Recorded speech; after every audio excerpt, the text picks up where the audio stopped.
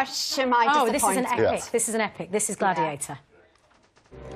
My name is Maximus Decimus Meridius, commander of the armies of the North, general of the Felix Legions, loyal servant to the true emperor, Marcus Aurelius, father to a murdered son, husband to a murdered wife, and I will have my vengeance. Oh, I mean, that is such a memorable piece of cinema. You know, the rousing music just adds to the speech. But what comes first, then, when you're composing? Is it the pictures or is it the music? Depends on what it is. I mean... With that one? Well, with this one, Ridley phoning me at 9 o'clock in the morning because he knows I'm vulnerable. I don't get up much before noon. I'm a musician, right? And he's going, do you want to do a Gladiator movie? And I just started laughing because I was thinking, men in skirts, right? Yeah.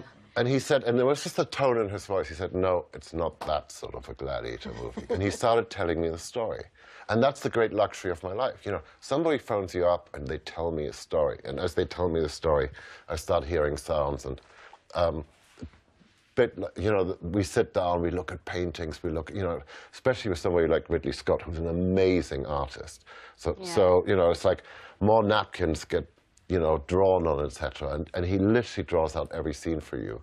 And then once he was shooting, I was sort of writing themes, etc., and sending it over to him. I don't know if you remember, there's a scene like with tigers in it. That was supposed to take 1 day to film. It took 2 weeks because the tigers were forever going to sleep.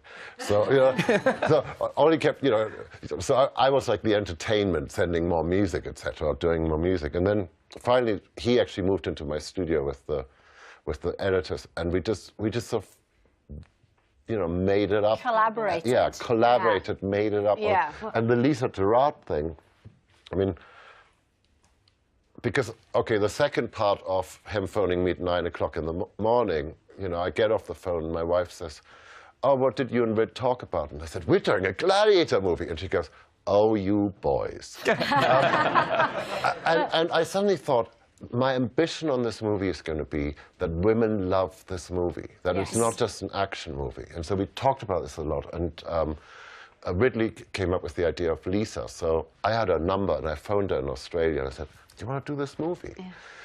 And she goes, yeah, sounds interesting. Who's in it? And I said, Russell Crowe. And she goes, oh, no, I can't do that.